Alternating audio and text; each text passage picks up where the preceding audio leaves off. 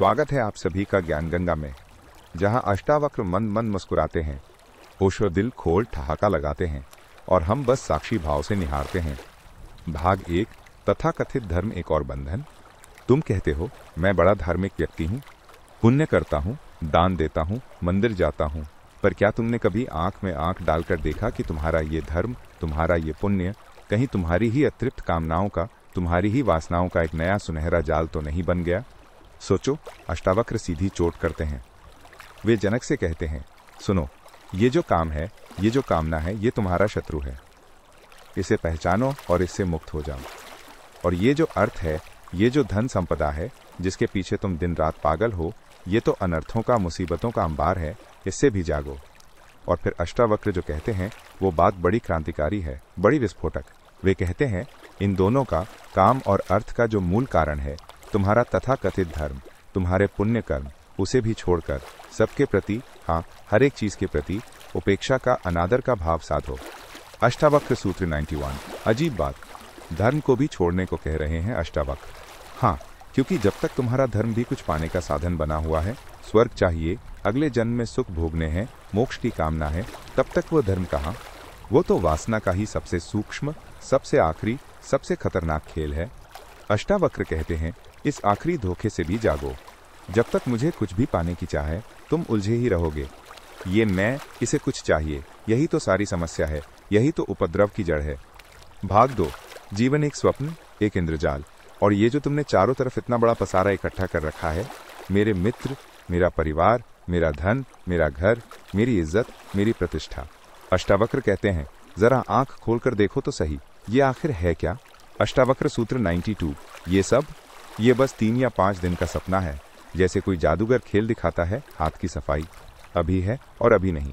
आज जो तुम्हारा है, कल किसी और का था और परसों किसी और का हो जाएगा। तुम इसे सत्य मानकर छाती से चिपकाए बैठे हो। कैसी मूर्ता है ये शरीर जिसे तुम रात दिन मैं कहते हो, ये भी तो 3-5 दिन का ही खेल है, ज्यादा नहीं। आज जवान है, कल बूढ़ा होगा, परसों राख की ढेरी।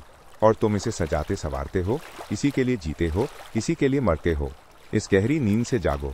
इन कागज के खिलौनों से, इन मिट्टी के घरौंदों से कब तक खेलते रहोगे? ये तुम्हें भरमाए रखते हैं, उलझाए रखते हैं, और जीवन का जो असली खजाना है वो तुम्हारे भीतर अनछुआ, अनजाना पड़ा रह जाता है। इस भागदौड़ में, इस आपाधापी में होश कब आएगा? भाग 3, तृष्णा ही असली संसार है। तो ये संसार जिससे तुम इतने परेशान हो, जिससे तुम छूटना चाहते हो, ये आखिर है कहाँ?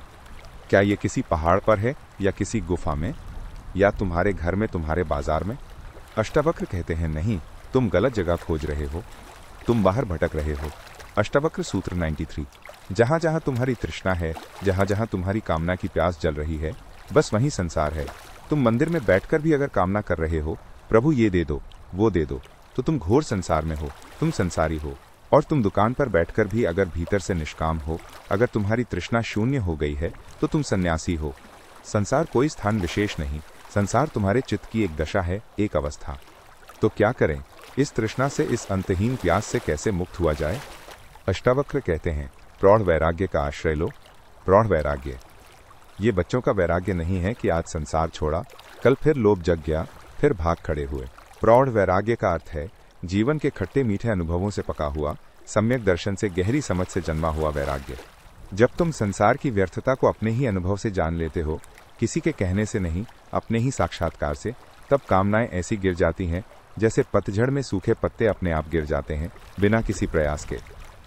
और तब सुख ही सुख है, तब आनंद ही आनंद है, क्योंकि सुख तो तुम्हारा स्वभाव है, सहज स्वभाव।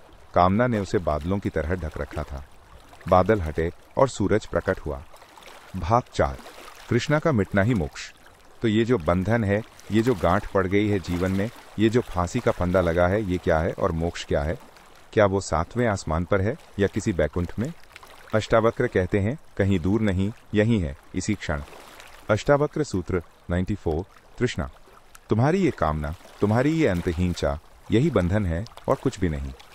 और इसका मिट जाना, इसका निशेष हो जाना ही मोक्ष है। कोई बड़ी बड़ी साधनाएं नहीं करनी है, कोई लंबे चौड़े कर्मकांड नहीं। बस इस एक बात को, इस तृष्णा के सारे खेल को, इस चाह के पूरे मनोविज्ञान को समझ लेना है, साक्षी भाव से देख लेना है।